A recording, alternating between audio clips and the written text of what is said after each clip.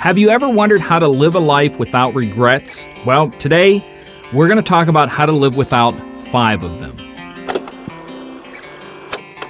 So there's a book called The Top 5 Regrets of the Dying by Bronnie Ware. And basically she was a nurse that helped deal with people who not necessarily were terminal, but had something very, very serious they were dealing with. And there were 5 regrets that she found in each and every one of these people that we all can look at. And today I want to take a look at them because my life's not over. I'm not at that point where I'm dead, but I want to try to eliminate as many of these things as I can. I hate what ifs. And these are some of those things that maybe you could eliminate the what ifs if you take care of them. So let's look at them together. So at number 5 is, I wish I would have let myself be happier. Now that seems like something that you're going to do anyways, but it's surprising how many people don't. How many people get into relationships where they try to be what they think the other person wants, or they try to work a job that is maybe a little bit more stable and they don't choose things that would make them happy. They choose things that are safe. They choose things that make other people happy. And that does not surprise me that it's made it into top 5 about, wanting to let myself be happier in life and choose to do things that make me happy. At number 4 was, I wish I would have stayed in touch with my friends. This one is very understandable because I don't know about you, but I've lost some people in my life, and you don't really realize about that person the importance in their life, things that you maybe wanted to say to them or ask them, or anything that you can't once they're gone. And that's one of the things I definitely can understand as a regret, not just even stuff staying in touch with, friends, but with family members or just anybody who you care about. Let that be today's lesson. Reach out to someone who you care about. Number 3 is, I wish I had the courage to express my feelings. I can honestly say that I'm a person, even though I do these videos each and every week and I do give my opinion, I don't give my opinion nearly as much as I have an opinion.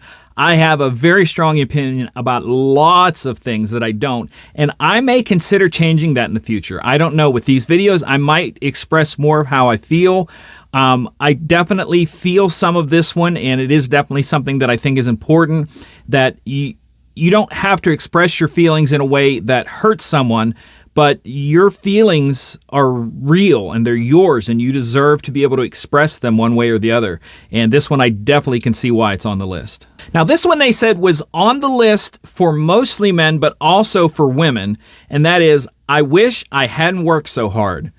I'm a person who's getting towards retirement, and I have been so unbelievably blessed to get to live the life that I live. And I know that.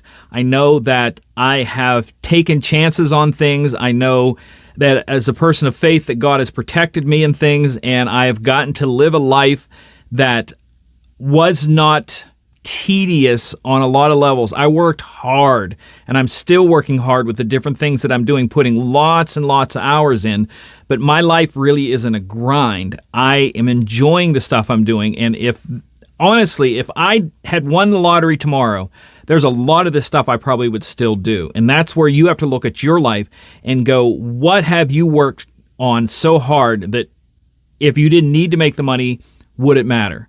And sometimes you can change that. Sometimes it takes a long time. Sometimes it's quick. But that's definitely something to look at is, are you working harder than you want? And are you going to regret how hard you're working later on in life? Now, the number 1 thing on the list I think I've done pretty well at, I definitely am doing better now than when I was younger. I definitely didn't do well at it when I was younger, but I did better than probably most people. And that is, I wish I had the courage to live a life true to myself and not the life that others expected of me. There was a portion of my life, I've talked about it in other videos, where I worked day jobs and different things that I did because I thought that was the kind of job you're supposed to work, security, all that stuff. It made me miserable. And I know people that live lives beyond the job, doing lots of things that they're living for someone else. If you have the opportunity to begin your life and live the true you, do that. You will not regret that. You're going to have people that tell you you're wasting time. I can't believe how many people have told me. I literally had a friend of mine one time look at me and said, when are you going to get a job that people respect you? And I laughed. I thought it was the funniest thing, but he was dead serious. And it just isn't something that I care about. I want to live a life that when I get to the end of this life, I'm happy with what I've chosen. As a person, as a Christian, again, I want to do the things that God wants me to do, but I still have to live with my choices. And if there's so many people, if that's number one thing on the list, that the courage to just be themselves, I guarantee there's lots of people watching this that feel the same way. And like I said, I know I have. But if you get a chance to pick that book up, definitely do. The full name of the book is The Top 5 Regrets of the Dying, A Life Transformed by the Dearly Departing by Bronnie Ware. It's an R, Bronnieware.